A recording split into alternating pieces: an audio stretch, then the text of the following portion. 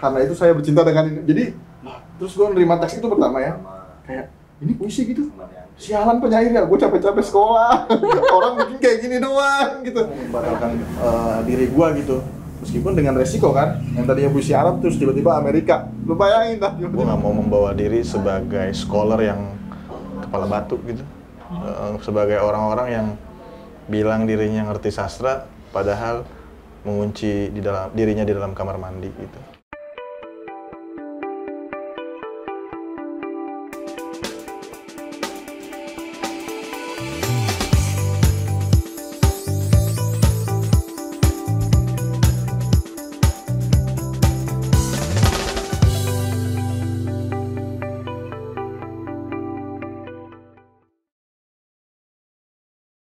Halo Sobat Baca, kembali lagi bersama saya Jajang Yanwar Habib dalam program Safari Sastra kuatbaca.com.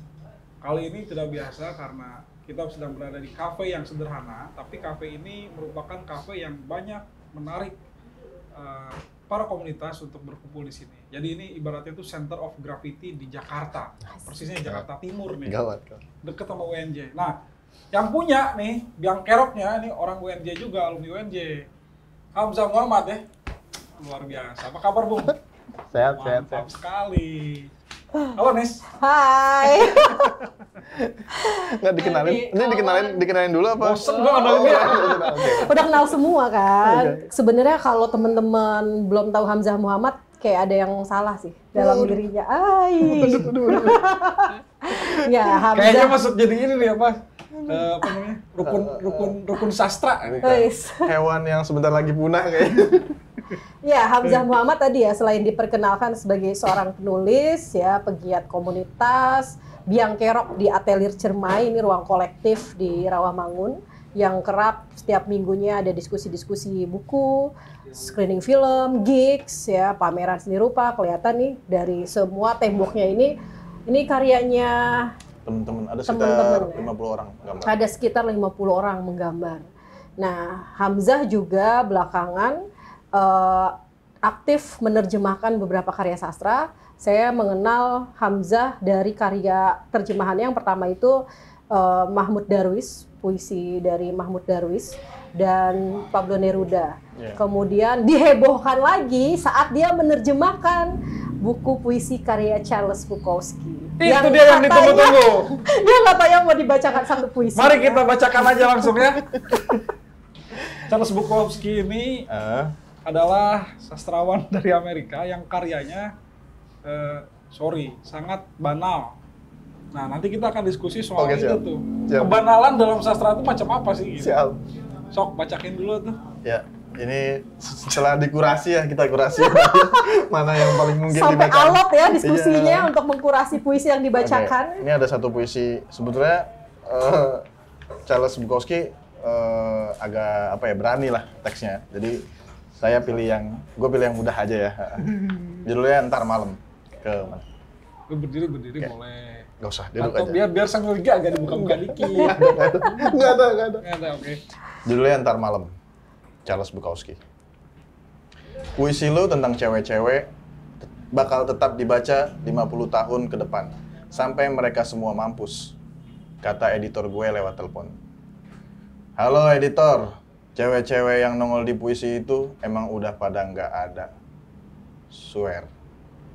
Gue nangkep kok maksud lo. Tapi kasih dong satu cewek beneran, khusus buat gue ntar malam. Yang bahenol di lantai, nyamperin gue. Baru deh lu ambil semua puisi gue. Yang bagus kek, yang jelek, atau yang mungkin gue tulis habis ini. Gue nangkep kok maksud lo. Ngerti? Ngerti. Guys. Oke. Dahsyat ya. Yang lebih jorok-jorok lagi apa? Nanti aja dikirimin Jadi, sama sejak ramainya Charles Bukowski yang diterjemahkan oleh Hamzah, belakangan Hamzah dipanggil Hamzah Bukowski. Iya, ada resiko. Hamzah Buk. Oke. Akhirnya lu cetak hanya terbatas ya, karena ini HPS nih kelihatan nih. Iya. Lu nggak berani nerbitin atau nggak ada penerbit yang mau terima naskah lu? Sebenarnya gini, gue lebih mikir gini, Jan. Cara yang paling mungkin memasyarakatkan Bukowski itu adalah lewat stensil dan itu tidak dikomersilkan. Karena pertama penerbit nggak ada yang berani, gue yakin. Itu. Terus yang kedua secara substansi juga amoral. Harus bilang amoral ini. Ini nihilis banget gitu. Jadi banyak yang akan diterabas kalau misalnya ini terbit secara resmi gitu. Pun gue nggak dapet gue nggak punya right. Yang ketiga gue nggak punya rights gitu. Jadi tujuannya apa ya supaya orang tahu dan gue punya banyak teman yang suka baca Bukowski gitu. Pada akhirnya orang baca terjemahan jadi orang nyari teks aslinya gitu. Sebetulnya itu sih. Jadi, membagi kebanalan secara berjamaah. Iya, seru sih. Ini undang-undang TPKS tidak bisa menindak ini. Tidak bisa. Tidak bisa ya. Jadi jangan gampang kemudian bilang ini tindak pidana kekerasan seksual secara verbal. Oke, tidak bisa. Karena ini karya orang. Iya kan, bukan gue yang nulis sebetulnya. Iya. Cari aman. Iya, gue berkelit anda lah itu. Cari aman. Nah, kita coba lah Nisa nih, coba bacain satu. Enggak lah. Dia aktivis ini, perempuan soalnya. Jangan. Kita bisa menyinggung karya terjemahan Hamzah, tapi juga yang terbaru, Hamzah menerbitkan satu buku puisi Hopimpah Alaium Gambreng, diterbitkan oleh Anagram, yang itu juga menyita perhatian. Mana bukunya? Bukunya di mana ya? Biar bisa di Coba dicari, Mas Ihwal, Hopimpah Alaium Gambreng. Kesan lo apa soal buku itu? Puisi Hamzah yang di Hopimpah Alaium Gambreng tampak main-main, ya. Tampak tidak memperhatikan estetika bahasa, tapi dalam. Sebenarnya ada hal-hal ya, pesan-pesan yang disampaikan tapi tidak terjerumus dengan etika kebahasaan puisi yang kadang penuh metafora tapi juga jadi gersang ya, metafora. Berarti dia penganut membebaskan makna dari katanya ya? Wih, kayak Bang Tarji dong. Iya, maksudnya begitu. Iya dong, bisa dong. Bisa. Tapi sebetulnya Hopimpah tuh disinyalir ya ketika berproses tuh yang gue rasain adalah gue nggak pengen bikin puisi merdu. Jadi sebisa mungkin tawar. Dimana kesan tawar itu kayak roti tawar gitulah, itu tertinggal pada pembaca. Jadi kalau pembaca itu jengkel, itu yang gue harapin sebetulnya. Jadi ketika Emang jengkel ini sih, ya, okay. Ketika orang membaca itu secara secara penerimaan resepsi ketika resepsi, terus kayak yang apaan sih kok puisi kayak gini? Nah itu yang gue tunggu tuh. Kok puisi kayak gini gue juga bisa. Nah orang-orang yang berkomentar seperti itu adalah yang gue senengi gitu. Karena sebetulnya gue kayak pengen mengakrabkan puisi dengan banyak orang ya, tidak lagi menjadi eksklusif gitu. Capek tahu kayak masa yang bisa ngomongin puisi. Udah nih, capek. Orang sastra doang kan. Udah nih. Terima kasih ya sudah baca. Nah, kalau aku catatan lain buku puisi Hopimpah Alaium Gambreng itu lu pakai bahasa-bahasa urban kan? Bahasa-bahasa anak tongkrongan. Sama seperti ketika Hamzah mengkontekstualkan bahasa di Bukowski pakai bahasa tongkrongan Rawamangun. Misalnya? Gue, pakai Misalnya? elu gitu ya. Kata-kata vulgar. Ah, ini mau ini nih, mengulik biar gue nyebut. Dan itu berbeda sekali. Laki-laki mah begini ya. Dan itu berbeda sekali dengan cara Hamzah ketika menerjemahkan buku puisi Neruda dan Mahmud Darwish. Nah, ternyata di balik saat ini udah kebanal-banalan, dulu pernah puisi yang sangat religius. Translasi puisi yang sangat religius. Jadi lu mengalami hal apa sih sampai menarik nih. Belum pernah jadi pertanyaan di banyak podcast. Iya. Jadi sebetulnya yang gue rasain itu jangan ya. Ketika gue terjemahin Bukowski itu urgensinya adalah gue fasenya waktu itu lagi bikin tugas akhir. Terus ada puisi. Tugas akhir apa tuh? Tugas kuliah. Kuliah. Oke. Nah, kuliah nih. Sekolah. Terus sekolah di mana lu? Sekolah di Depok, kampus Depok. Jadi S1-nya di Rawamangun, S2-nya di Depok. Oke, terus. Terus gue menghadapi fase yang cukup lama untuk meladeni teks yang sangat terstruktur gitu kan. Terus gue nemu teks Bukowski. Puisinya kalau nggak salah kayak you know I love you baby, that's why I fuck and before you fuck me. Terus gue nggak ngerti pakai bahasa Indonesia lah. Ya begitulah. Gimana bahasa Indonesia? Saya sayang kamu gitu. Karena itulah saya bercinta dengan A sebelum kamu bercinta dengan B. Nah, ketika kamu bercinta dengan E, karena itu saya bercinta dengan ini. Jadi, terus gue nerima teks itu pertama ya, kayak ini puisi gitu. Sialan penyair ya, gue capek-capek sekolah. Orang bikin kayak gini doang gitu. Nah, itu ngeganggu gue. Itu jujur ngeganggu gue. Ngeganggu secara etika, ngeganggu secara nalar bahasa gue. Oke, sorry, kita potong nih. Secara etika, kan lu juga udah pernah pesantren dulu ya? Iya. Nah, jadi betul-betul sangat mengganggu ya? Mengganggu. Kayak gue kayak tertantang pengen nerjemahin. Karena sebelumnya gue nerjemahin puisi Arab, puisi Palestina. Dahsyat ya. Jadi gimana caranya gue kayak tertantang, terus udahlah, gue mau membatalkan diri gue gitu.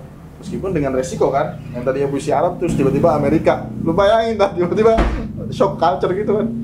Pindah gitu dari Palestina yang tertib, ya. tertib, penerjemahan merdu. yang tertib ke penerjemahan yang urakan. Urakan gitu, bener-bener kedodoran itu. Akhlaknya udah asli kadang kedodoran. Tadi satu kata nih, lu bilang cancel, gue meng-cancel diri gue sendiri. Ini kan kalau di anak-anak muda sekarang nih, kalau udah terlanjur ngefans sama seorang selebgram, seleb tweet gitu ya, seleb YouTube misalkan, tiba-tiba dia berbuat sesuatu, nah itu kan budaya cancel itu sebenarnya lagi happening nih.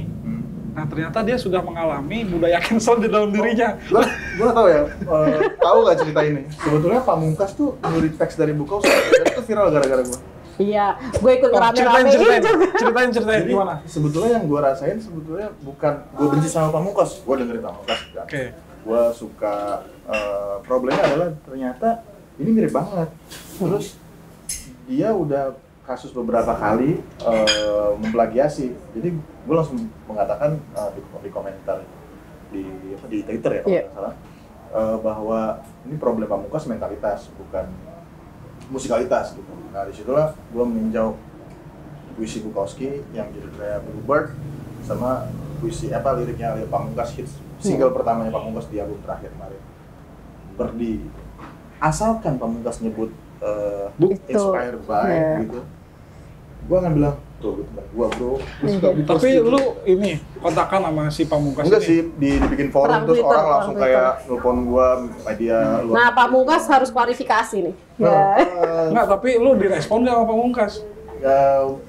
Ada sih yang kesel sama orang dalamnya, ada yang kesel, cuman semua tuh bilang, ada gue ketemu satu orang studionya, dia bilang orang labelnya, Mas Hamzah, semua orang di studio menerima pernyataan, jadi kami nggak bisa ngapa-ngapain juga.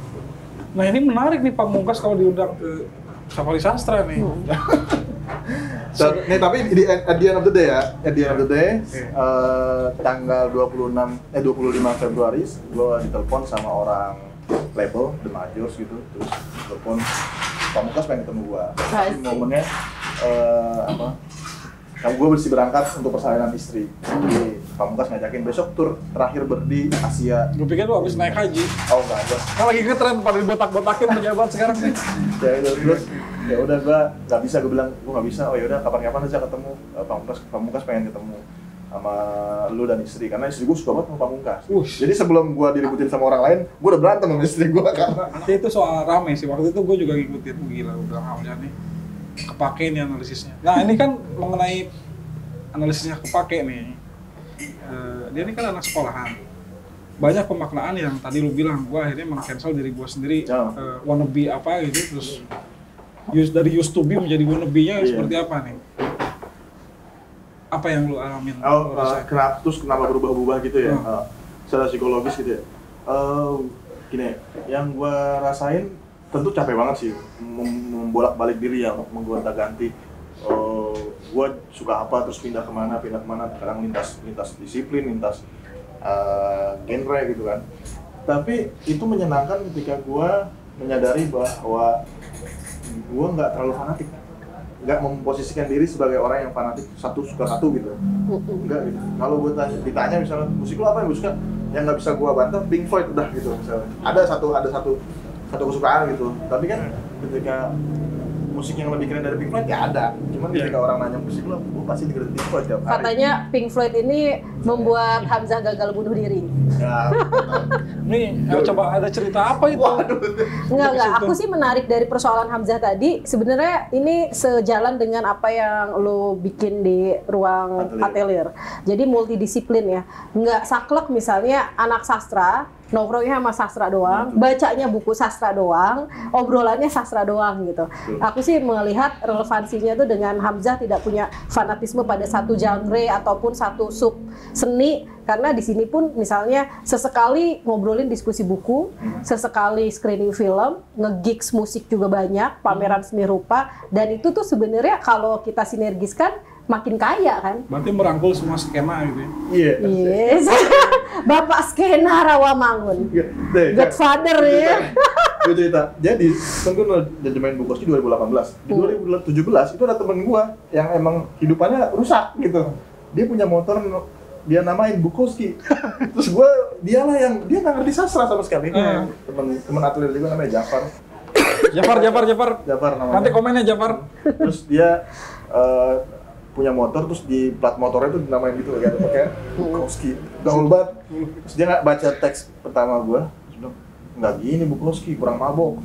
Emang gue nggak minum, gue kayak tersinggung kan. Jadi itu menantang gue untuk pengen bikin sesuatu yang kira-kira bisa nggak sih sampai gitu tenaga bahasanya gitu. Tapi gue acungi jempol lah, aktualitasnya dia tuh multi skena tadi itu. Multi skena. Bahkan manajer salah satu grup musik Kabar Burung gitu. Ya, multi skena itu yang tidak banyak terjadi di orang sastra. Iya kan, Nis? Betul. Lu bisa klarifikasi nggak omongan gua? Bisa, benar. Makanya sebenarnya itu tadi yang aku bilang ya. Sekarang udah tidak musim gitu ketika kita hanya selesai di satu genre, di satu skena sastra ya. Dan sebenarnya belakangan sudah semakin masif agenda-agenda aktivasi yang bertabrakan ya, multidisiplin ya. Ada puisi yang kemudian difilmkan, ada puisi yang kemudian dilagukan, ada puisi yang kemudian dirupakan ya. Dan itu kan salah satu upaya sih sebenarnya untuk tidak lagi ya kalau bahasa old school-nya tuh nggak melulu sastra selesai di teks, kemudian baca sastra, karya sastra, tapi tidak bersinggungan dengan skena-skena lain. Lu tahu banget tentang Hamzah sih? Nah? Lu tahu banget? Ya kita satu tongkrongan. Nah, aku ini Zah, sebenarnya gini Zah, aku pengen nanya ini agak lama, cukup lama ya, tapi karena kita kadang kalau ngobrol tuh hahaha doang gitu ya. Sebenarnya ini tuh semacam gerakan yang disadari nggak sih atas lu memilih menerjemahkan dari yang sangat disiplin, sangat tertib menjadi sangat urakan? Sadar banget sih. Jadi memang sengaja ya? Sengaja. Jadi tapi itu konsep yang nggak gua gelontorin terang-terangan gitu. Gue pengen ngelawan dinasti puisi Indonesia itu atau gitu, gue nggak pengen itu. Yang gue rasain adalah justru ketika lu tanya kayak gitu terus lu ngomongnya ke dia ya gitu kan. Misalnya atau okay. Puisi itu harus apa enggak. Cuman gue nyadar yang gue rasain ketika udah kelar sekolah gitu adalah perasaan gue nggak mau lah terlalu scholar banget ya, terlalu keminter gitu. Gue capek sama orang-orang yang terlalu serius gitu, yang seolah-olah dunia itu nggak ada kecuali di buku gitu.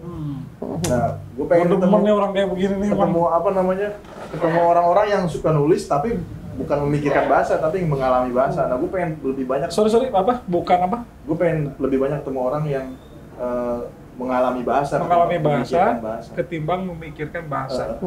Jadi katakanlah misalnya satu kasus, banyak teman-teman penyair gitu, mungkin sepantaran gitu, yang terlalu, ini katanya apa ya? Jadi dipikirin gitu. Padahal lu jalan menemuin hal-hal yang non sastra gitu, itu sastra.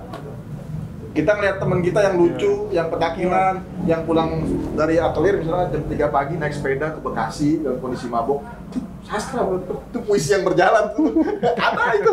Nah menurut gue itu kayak mengalami bahasa yang gue maksud. Coba imajinasi dia, kata-kata dia tuh lu jelasin ke gue sebagai sebuah praktika di dalam bersastra. Coba gua challenge lu untuk bikin langsung sekarang. Puisi gitu? Iya, puisi. Aduh. Bikin puisi itu nggak seperti bikin sate, terus tinggal dipotong daging. Itu kan kita approve terhadap pemikiran dia nih. Iya. Kan saya lebih senang orang yang mengalami bahasa ketimbang yang memikirkan bahasa. Langsung tantangannya ke yang ngomong dong. Aku pengen sama lu. Kita menular nggak gitu? Menular nggak nih gitu? Tantangan itu. Nah, tapi kalau ngomong banyak yang tertular nggak? Gak tau ya, yang nggak bisa ngomong, Mbak. Nggak bisa ngomong. Ya, makanya lu merasa tertular nggak? Ya sebenarnya gini, Itu kan upaya Hamzah untuk tadi ya, sebenarnya di awal tuh dia udah bilang gimana sih caranya mengakrabkan puisi kepada halayak, yang bukan puisi itu hanya dibaca oleh orang yang suka sastra, yang ngerti sastra, anak sastra gitu ya. Dan aku paham banget karena emang generasi kita, gerakan kita tuh memang berusaha mengarah ke situ, yang tidak lagi sastra tuh kesannya itu suatu hal yang sakral, suatu hal yang adiluhung gitu okay. ya. Tapi lu merasa tertular nggak dari dia ngomong kayak tadi? Mungkin bukan tertular ini secara struktur berkaryanya, tapi Spirit ya. Spirit tentu saja tertular. Misalnya Rumah Rengganis itu hadir lahir bersamaan dengan Atelier Ciremai. Promo. Promo. Padahal dia bikin podcast di Ruang Rengganis itu nggak pernah ngomong gua loh. Jadi Dibahas di sini lagi tadi saya.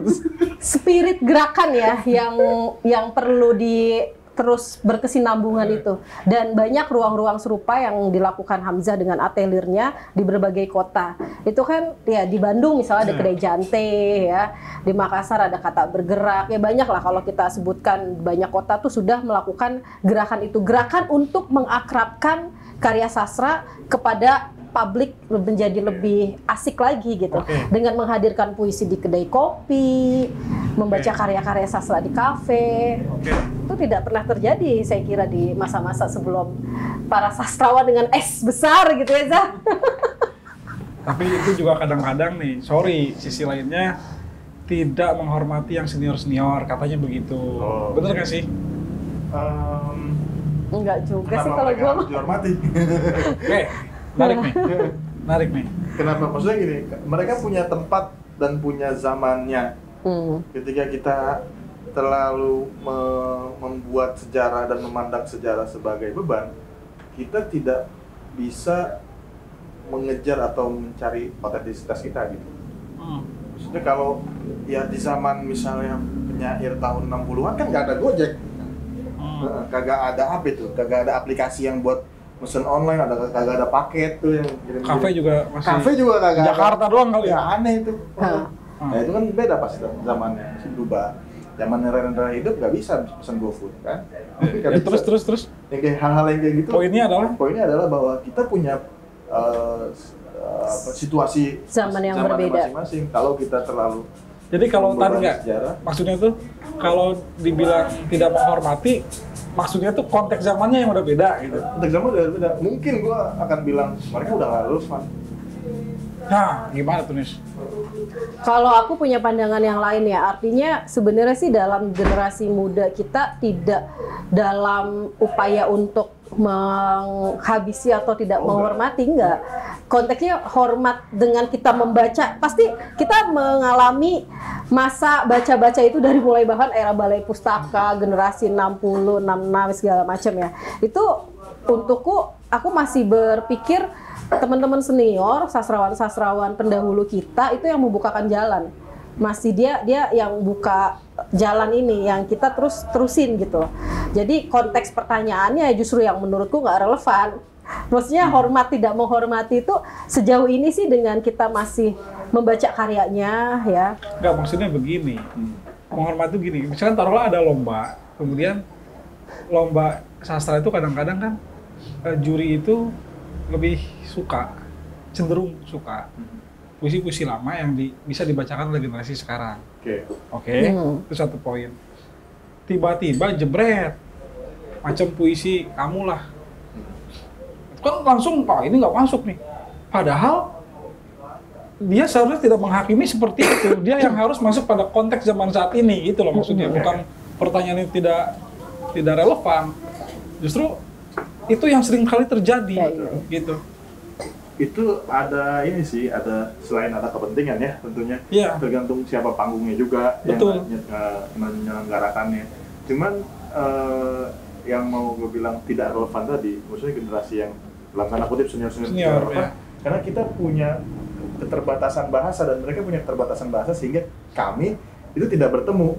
Dan memang apakah harus bertemu? Kayaknya enggak juga. Nah, problemnya kan titik temu antara pengkarya dan pengkarya setiap generasi pun itu pasti akan tertaut oleh nilai-nilai lama kan gitu. Ya.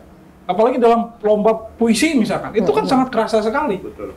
Nah, yang kita Contohnya gini lah, kita nih kalau wawancara wartawan lagi, sastrawan, Yang senior Yang agak senior. ini ya. gue manggil dia Mbak loh, Mbak Nisa. Agak kita sopan banget, nggak ada kayak begini-gini dia bisa lendian kayak gitu enak bener. Ini gue lebih Iya, iya. nyaman gitu, karena alam gue yakin nih alam berpikir gue sama lu nggak jauh beda. Padan lah ya. Padan. Apalagi Bukowski kan. Saya. Kayaknya dia harus satu baca puisi Bukowski deh. Enggak, bahaya. Gini, kalau aku pemaknaannya, teman-teman muda hari ini punya cara pandang sastra yang pasti Iya. berbeda. Dan banyak Oke. opsi juga. Dan banyak opsi, betul. Bahkan bukan sentimennya itu bukan antara yang muda dan yang tua aja, bahkan yang muda antar muda aja selalu ada persinggungan. Artinya pilihan genre ya. Misalnya komunitas nggak usah disebut sih sebenarnya. Maksudnya, nggak usah. iya artinya kalau saya pikir ya dalam konteks ekosistem sastra dengan banyaknya opsi itu justru malah semakin hidup, makin memperkaya dan nggak apa-apa. Berarti sekarang sastrawan sekarang harus berlindung di balik para pemirsanya, bukan lagi pada lomba-lomba yang selalu tertaut atau bahkan bukan hanya tertaut tapi terkerangkeng oleh nilai-nilai lama. Nah ini makanya gratis semuanya. Luar biasa. Kopi gratis nih. Bukan saya yang ngurus kopi. Bisa aja dia bedain antara dirinya dengan komunitas ya kan. Kalau kopi beli lumayan lo gitu. Biar Kopi harus komunitas gitu. itu bisa mandiri aja. Nah tadi satu pertanyaan yang kita ngobrol di belakang layar, kita pengen tahu cara pandang Hamzah terhadap sastra hari ini. Udah kuat nih. Penting nih. Sastra hari ini ya akan terus ada sih. Maksudnya banyak apa namanya? Banyak generasi banyak orang-orang dari generasi yang lebih muda daripada gua juga kayak lebih pinter gitu. Yang dilemanya adalah ketika mereka punya punya kemauan untuk berkarya, dilemanya adalah mungkin gua udah selesai dengan itu, misalnya dilema menurut gua sejarah sastra nggak penting gitu. Nah, mereka membaca itu nggak sebagai semacam sesuatu yang bakal mengganggu dalam tanda kutip. Ini gue nulis kayak gini udah ada yang pernah nulis belum ya? Gitu. Gue mereka tuh punya disiplin ketahanan nggak ya? Ketahanan dan kesabaran juga untuk membaca. Oke, lu nggak peduli sama sejarah sastra atau sejarah puisi Indonesia gitu.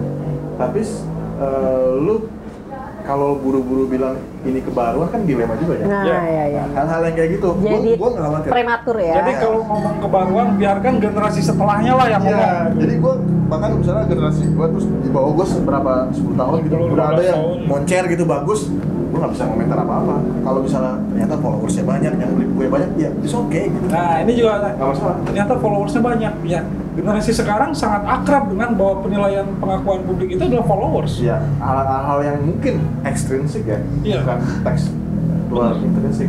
Jadi yang hal ini, mungkin generasi kita ya masih ngalamin fase teks karya kita dibaca gitu. Iya. Oke, gue mau Bahkan tanya kita nih. kan masa-masa sastra koran ya, Zah. Ya, era terakhir kali ya. Iya. Cara terakhir lah ya. Tapi gue mau tanya gini, kalau misalkan gue challenge Siapa lah? soal gebrakan kebudayaan yang pernah dilakukan oleh generasi sebelum kita, kan terasa dampaknya sampai sekarang.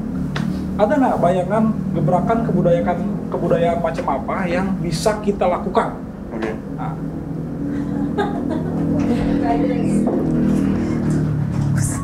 Bikin atlet drama itu gue percaya bahwa mau sampai kapanpun kita nungguin investasi uang itu nggak bakal jadi atlet drama ini. Tapi gue percaya atlet drama itu nggak dibangun di 2019 karena udah ada investasi kultural dari 10 tahun lalu, 20 tahun lalu. Nah, gue percaya bahwa investasi kultural itu yang lebih penting saat ini. Ketika orang tuh nyadar, wah lu pengen bangun ekosistem kesenian ya. Nah, tanpa gue minta duit orang itu ada. Gue percaya ada momen-momen puitik kayak gitu. abstrak sih, gue belum memahami. Berarti masalah generasi sekarang adalah uang ya? Maybe. Gue bisa mengatakan itu. Karena nggak apa namanya ya. Gue sih ngalamin banget bahwa sastra itu ya nggak menghidupi gitu. Bahwa katakan penghidupan tuh bukan sastra, tapi tentang sastra. Tapi sastra juga tidak boleh tercemar oleh bau uang kan gitu masalahnya. Nggak apa-apa. Kan? nggak masalah. Nah itu kan problem dari sana kan sebelum Iya, generasi sebelum gua. kita, Iya, kalau di gua nggak apa-apa. Menarik. Jadi kalau di gua ya, kalau di gua pribadi, gua nggak percaya nama baik gitu.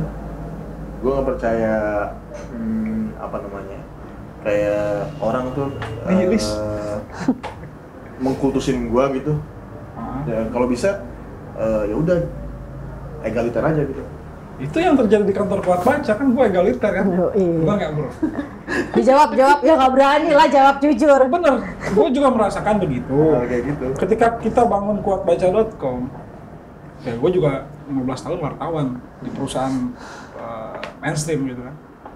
Terus ketika kita develop Kuat Baca ini, ya gue memang pemret, gue memang CEO, tapi apalah itu nama sebuah jabatan gitu. Karena gue pakai kolor, di kantor gue pakai kolor tuh. Percaya gua, percaya. Percaya. Apalah arti sebuah nama kalau kata Shakespeare.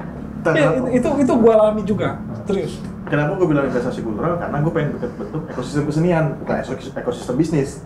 Pas dulu. Oke, tos. Kita juga pengen bangun ekosistem Kebudayaan gitu. kebudayaan, bahwa baca itu bagian dari kebudayaan. Ya. Itu gue ngerasain sendiri. Nah, meskipun banyak buku di sini gitu dan orang pada baca, tapi nggak ada tulisan sama sekali kayak Mari membaca. Ya mari membaca biar nggak Nah. bego. Nggak ada. Jadi orang kita ngebentuk itu. secara Makanya di sini natural aja.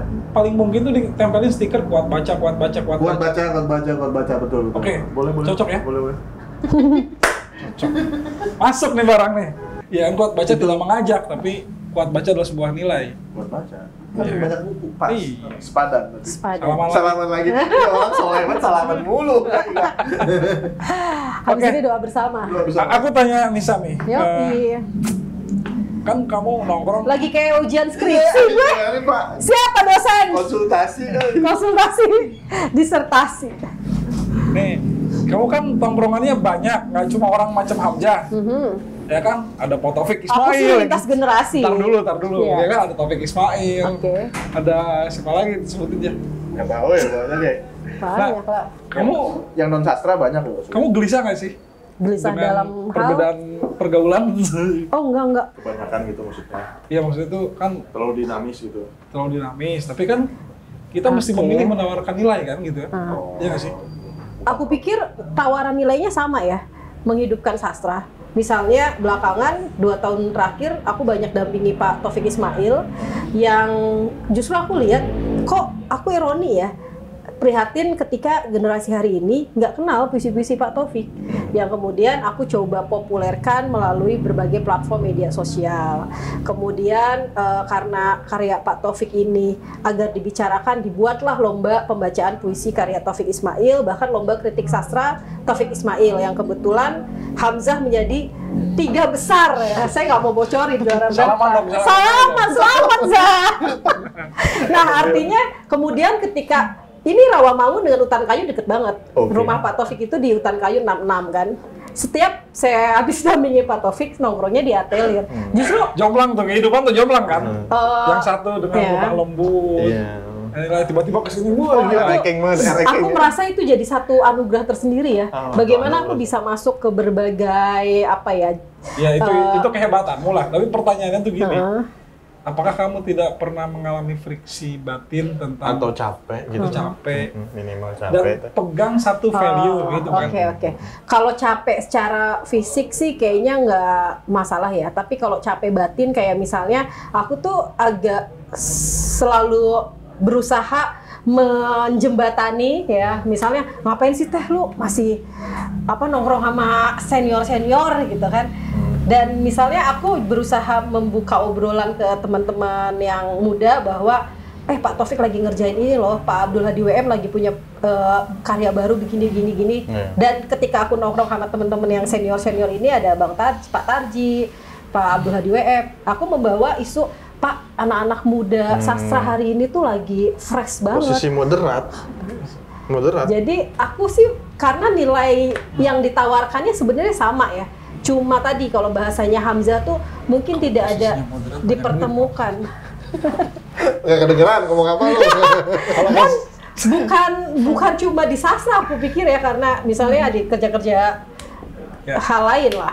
Ya kalau moderat banyak, duitnya banyak. Amin. Amin. Nanti kita tanya pemenang. Tapi artinya gini ya, kalau Hamzah ini, sorry ini gue yang ngomong ya, mudah-mudahan santai. lu nggak GR nih. Enggak, enggak perlu. Hamzah adalah pendobrak, Nisa adalah jembatan. Nah, Ya, bisa dibilang seperti Iya. itu? bisa bikin jembatan, gue yang bakar. Oh, gimana? Iya, bisa jadi, bisa jadi. Begitu ya? Bisa jadi. Maksudnya mungkin gue nyelonong nggak assalamualaikum gue gitu lah. Nah. Dia bikin jembatan, terus ada uang 2.000 tuh suruh bayar tuh kan, baru jembatan baru kan harus ada tarifnya. Jadi tidak pernah ada benturan. Saya tidak ngomong tadi kayak itu bukan artinya membenturkan, bukan. Tapi ada satu fase jembatan, gitu. Bahwa yang senior juga harus memahami konteks zaman dan Betul. orang kekinian tuh dia punya alam berpikir yang terpengaruh oleh sumber informasi yang hari ini kan tidak terkira ya. Betul. Bahkan Dan- ini pun ya Bukowski ini. Bukowski lagi. Kalau aku punya Pardon. analogi, mungkin estafet ya. Iya. Jadi sebenarnya kayak apa ya, dalam ekosistem sastra ini tadi yang saya bilang gitu, apa yang kita kerjakan hari ini sebenarnya udah dibangun sama yang sebelumnya. Nah, soal yang meneruskan ya generasi kita gitu. Dan itu pun selalu dilakukan. Hairil Anwar itu menentang generasi sebelumnya gitu. Pasca Hairil menentang apa yang dilakukan Hairil. Nah, barangkali tadi soal pertentangan itu ya yang muda punya sudut pandang cara sendiri. Oke. Ekspresi. Hamzah, lu kan anak sekolahan nih. Asik. Di sekolahan nih terjadi nggak benturan-benturan ini, kemudian pemberontakan cara bersastra saat ini terhadap nilai yang diajarkan dalam kurikulum yang sudah puluhan tahun kan? Iya. Gimana tuh? Gue pernah ngalami fase yang krusial ya ketika gue lagi tugas akhir tuh. Terus gue mau ngebahas tugas akhir tuh adalah novel yang baru terbit sebulan sebelumnya gitu. Kita bisa bayangin. Terus gue presentasi di kalangan dokter gitu, dosen lah.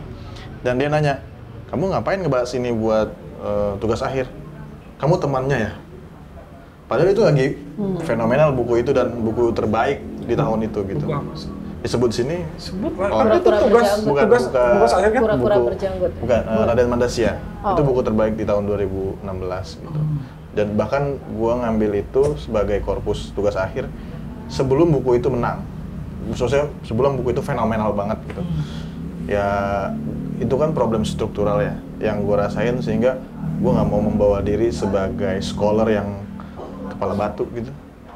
Sebagai orang-orang yang bilang dirinya ngerti sastra padahal mengunci dirinya di dalam kamar mandi gitu. Tapi lu bertahan dengan ide itu. Bertahan sih sampai alhamdulillah sampai hari ini gitu. Maksudnya gue nggak mau bilang ini idealisme ya, tapi setidaknya gue nggak membawa diri sebagai arogansi gitu sebagai orang sekolahan gitu. Itu aja udah cukup gitu. Terus dosen-dosennya gimana tuh? Dosen-dosennya ya ada beberapa yang bahkan katakan guru besar itu kayak minta maaf karena itu sempat jadi kasus gitu.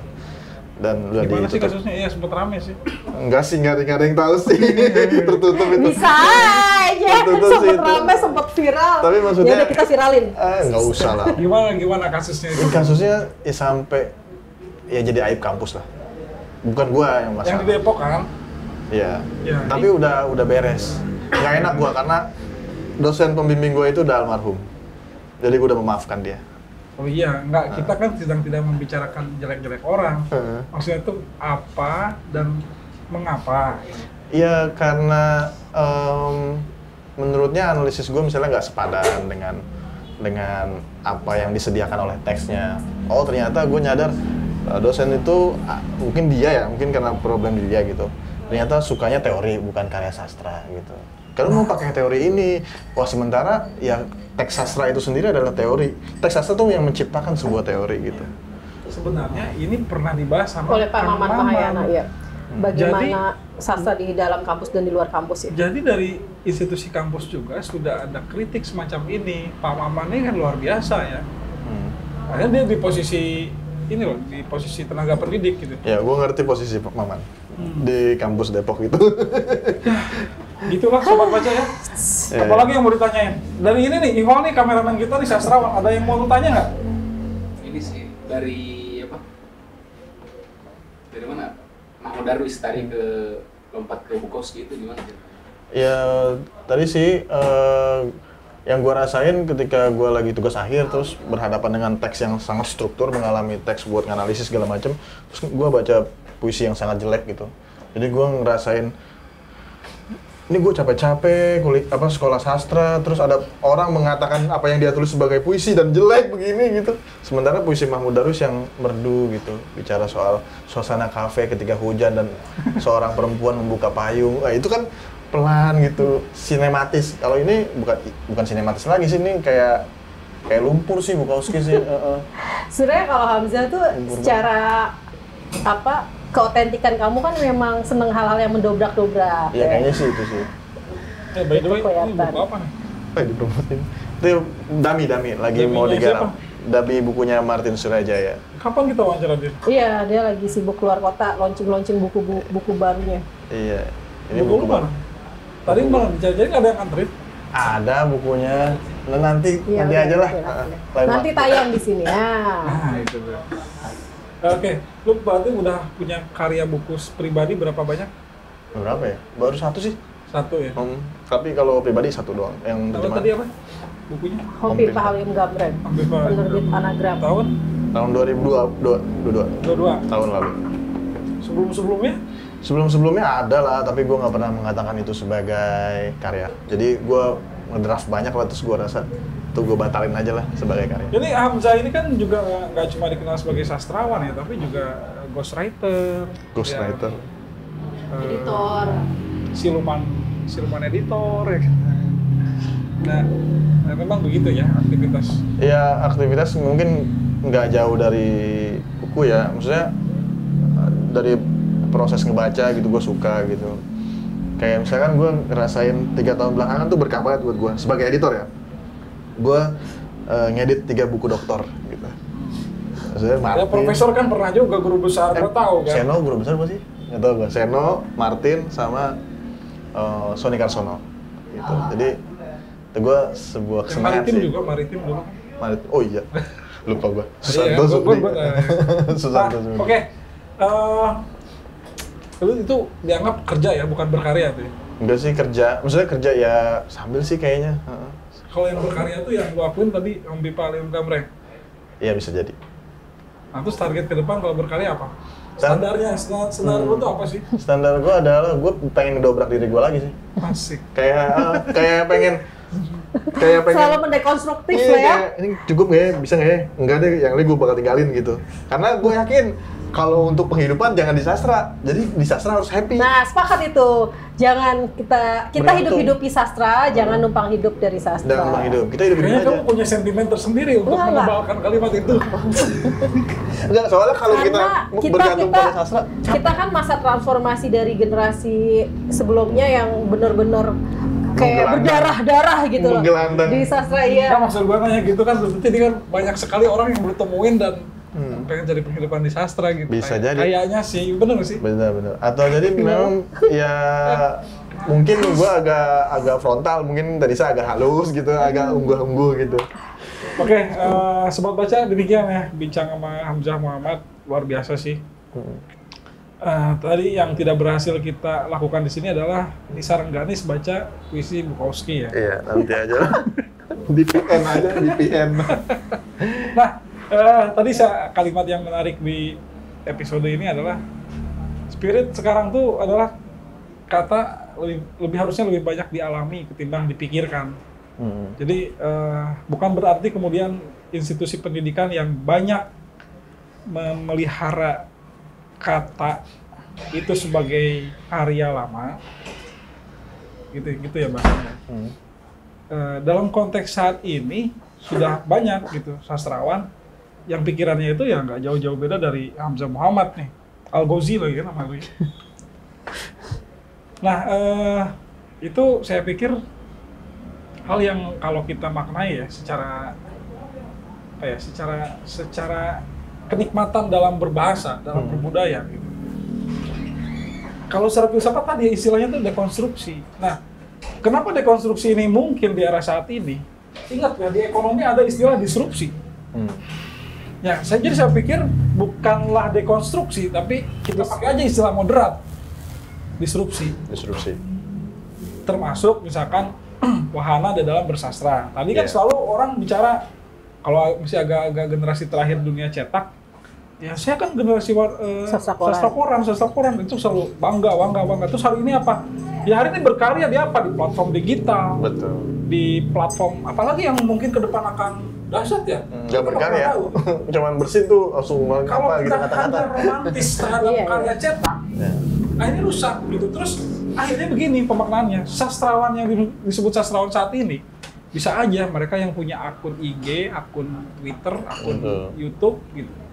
Dan itu harus diakui, Ya. harus diwongke juga gitu. Bukan diakui, diwongke lah kalau istilah orang ngomong. Sepakat?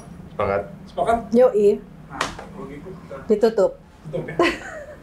Baca puisi terakhir, Baca puisi yang mana? puisi lu lah. Aduh, yang mana ya puisinya? Tuh, kayaknya. Ini gue boleh keluar frame nggak? Oke, sampai jumpa lagi di Safari Sastra selanjutnya ya. Ini nih, gue tahu nih. Atas segenap perhatian, aku ucapkan sampai jumpa. Tiada kesan tanpa kehadiranmu. Dengan puisi terakhir ini, aku pamit pulang. Kayaknya masuk angin. Misalkan kurang menghibur, besok kita coba lagi. Sekarang aku ngantuk. Bukan sulap, bukan sihir. Tepuk tangan dong buat siapa kek. Terima kasih. Oke, bener. Gokil, emang Gokil, bro. gokil.